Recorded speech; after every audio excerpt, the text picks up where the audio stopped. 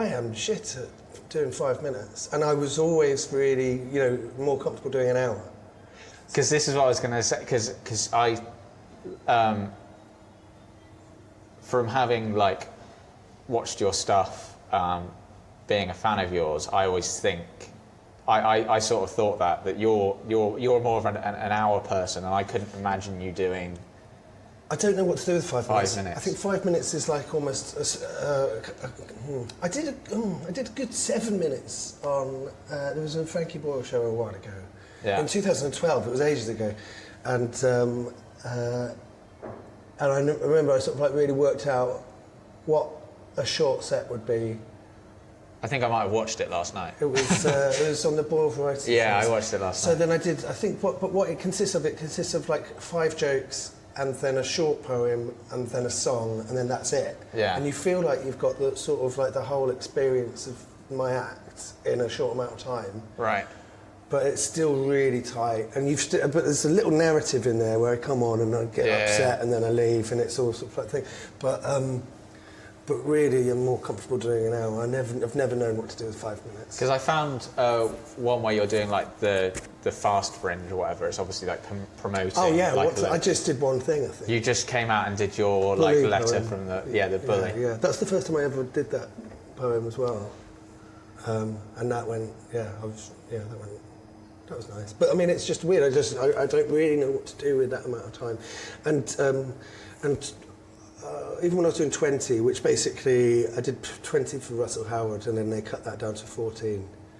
And even when there's something like that, it's kind of there was a lot of thought put into doing, like having a beginning, a middle, and an end within a show. Because you kind of wanted to be like I did. I wanted to be self-contained, so that if you were on at the beginning or on in the middle, you'd get to a point where they'd go, well, fucking hell, you have to put him on last because no one can follow that. Right. Do you know what I mean? Yeah. And then, not that, do you know what I mean? Because it was just a self-contained thing where you just go, yeah, but then also it would work in the middle and it would, and I guess that was it. But then always with an hour, you just kind of like get to sort of explore lots more. And also you get to do themes, and I find that fun. Because it's been interesting going to open mics. Obviously, you see a lot of people starting out, and you see some people try and fit several bits into 5 minutes. I mean, obviously it depends on their style and stuff, but they'll try and do a few topics in 5 minutes, which for me's not felt natural. No. So I'll do like one thing for 5 minutes. But obviously, if the audience isn't on board with that thing at the start, Well, I think that there is a bit of trial and error, and it's not necessarily. There's no real right or wrong. No. And I know that my approach to doing an hour is different from, say, Josh Widdicombe's approach to doing an hour, and Josh will. In fact, a lot of that wheelhouse comedians, what they do is they write like 12 5-minute sets, and then you can cut it up after you do your hour, and then you can kind of like do 5 minutes on. You've got 5 minutes clean for radio, right? Yeah. And do you know what I mean? And you can kind of look at, and I think that's a really clever way of doing it. But I've just never got. I guess the closest I've got to that is I'll write a show with songs in, and then when I do 8 out of 10 cats, I can do one of my songs on 8 out of 10 cats. But in terms of like, and also a song is kind of like my way of doing material. It is material.